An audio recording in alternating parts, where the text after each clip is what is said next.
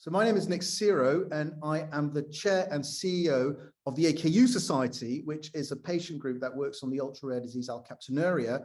And I'm also the co-founder and the chair of a charity called Beacon for Rare Diseases.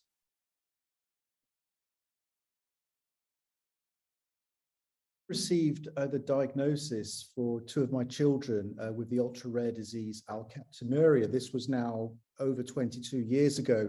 We'd brought our eldest son back from the clinic just after he was born. It was a Sunday, and we were changing his nappy, and we noticed that it was going red-black. So we called an emergency doctor who tested for blood and didn't find any, and he'd asked us what we'd eaten, and we'd had some red cabbage that day. And so he said it was the dye from the red cabbage entering the breast milk and then the child and then the urine. We were not very convinced by this explanation. So next day we went to see our GP on Killick Street in London, and he sent off for a whole bunch of tests to Great Ormond Street. And after a few weeks, it came back with a diagnosis of alkaptonuria, which we'd never heard of. We'd never heard really much about rare diseases in the first place. And the first thing he told us was not to go on the internet. And obviously that's exactly what we did. And we found out loads of horrible stories of people suffering from severe joint deterioration, spinal collapse, heart problems, very severe pain, and all kinds of issues. And that's where we came across the kind of lay name for alkaptonuria, which is black bone disease. So I guess our first experience of diagnosis was not the most positive one. But in the end, we were quite fortunate in that we got a diagnosis relatively quickly, which is very different to the majority of our patients with AKU. 2/3 of them will only get a diagnosis later in life because their parents might not notice the black urine, the nappies might absorb them, or the doctor might say it's fine and all that. And it's only when they start having very severe physical problems that they'll then eventually get a diagnosis. And all the research that we funded and that we've done over the past 20 years has shown that AKU is seriously, significantly worse than anybody realized a few decades ago. It's a very nasty disease.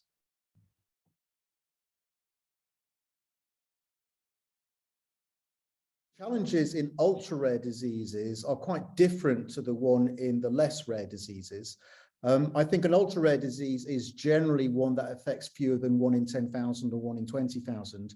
In the case of AKU, we're talking about 1 in 500,000, 1 in 250,000, so it really is on the ultra-rare side of the spectrum. And the problem we have is industry is really not that interested in it because there's no real financial return. The business model does not really work for ultra-rare diseases. Unless you charge an extremely high price, So I think there's a real problem there. I think the Orphan Drug Act in Europe and the one in the US a few decades ago really opened the gates to research into orphan diseases. But I don't think that's really happened for diseases such as the one that I'm working on. And what we've seen is that we then need a public-private partnership approach. So what we did is that as a patient group, the AKU Society, which I run, we have a very strong partnership with the hospital and the university in Liverpool for more than 20 years, where we funded a lot of research, animal models, cell models, natural history studies, etc. And then 12 years ago, we managed to convince a company called Sobi, called Swedish Orphan at the time, who owned the rights to a drug that we believed could treat AKU. We managed to convince them to join a consortium with us. And then we secured European funding, 6 million euros. We raised another 4 million on top from co-financing and in-kind contributions. And that allowed us to do clinical studies, a phase 2 study and a phase 3 study of this drug nitisinone, which were really successful.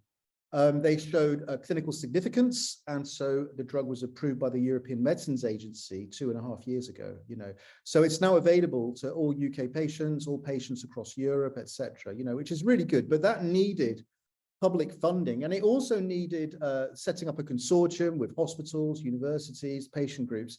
And then really what was important was the contribution and the collaboration with this pharmaceutical company, who turned out to be fantastic. They put a team of 4 or 5 experts on it and all that. They worked with us, they provided the drug for free, etc.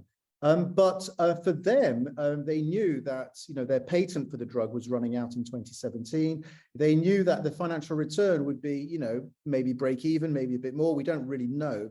But it was not going to be a blockbuster. That's one thing for sure. So we were quite fortunate that the company had a very strong ethical stance, and that they really believed in that that we had to make this work. Otherwise, I don't think they'd have done it. And we've spoken to other companies since then. So we spoke to a big pharma company recently, who actually we found out had developed a gene therapy for AKU. Their scientists had developed an AKU mouse, developed a gene therapy, successfully cured the mouse, and then that scientist went to the big pharma. This is a huge big pharma company. Went to their commercial department, and the commercial department said, "Look, I'm really sorry, but AKU is just too rare. There's just no money in this, so you're going to have to close your program."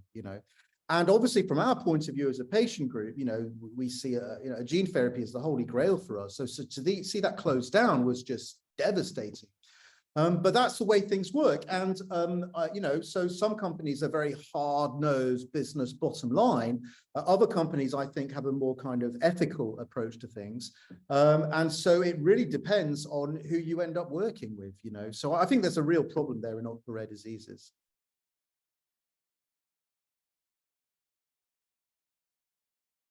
I think it's very simple. You have to understand, and I was actually saying this on Tuesday to a meeting that brought together the pharma industry, patient groups, academics, and all that. It's called the Rare Disease Moonshots. The problem you have is that rare disease patient groups, particularly in the ultra-rare disease space, will be run by generally parents of children with a rare disease. Very often the children will be very severely ill. They will be really struggling. They'll be in and out of hospital all the time. Crises, all kinds of things. So the parents will be at their limits. Often what happens is one of the parents will stop working to look after the child full time. And the other parent will be having to do their job, even overtime to try and generate some kind of income to support them, And in the evenings, when they're not too exhausted, they'll be trying to run and set up a patient group, because often there won't be any other patient group, So for industry, whatever, to kind of expect that these patient groups will be able to just be available for a Zoom meeting or a drop of a hat, it's just not serious, And so what I believe should be happening is, and I said this at the Rare Disease Moonshot, is I believe that industry and funders such as maybe the European Commission, in the UK, the NIHR, the Wellcome Trust, all those kind of funders, and the industry. I think it's very important that industry does get together and set up a wholly independent fund where they would all pour in money. Okay, and that independent fund, which would not be influenced otherwise by industry or whatever, would then decide how to support and build the capacity of these ultra-rare disease patient groups. And we see that in the US. In the US, we have the Chan Zuckerberg Initiative, which was set up by Mark Zuckerberg, the founder and the CEO of Facebook, and his wife, Priscilla Chan, who used to be a pediatrician. And the Chan Zuckerberg Initiative have got lots of money, and they fund all kinds of things. But one of the things they fund is the capacity building of rare disease patient groups. And every 2 or 3 years, they have a call for proposals where they will support around 20 very small patient groups and provide them each with around $500,000 over 3 years. And that money will allow those very small patient groups to hire staff so that they're not doing it in their, in the evenings and all that, to set up a scientific advisory board, maybe to develop an animal model, to do all the stuff so that they're then on a level where they can then interact with industry on an equal footing. And I believe that should happen in the UK and Europe. And I also believe industry should be providing the funds for this, as well as the other funders.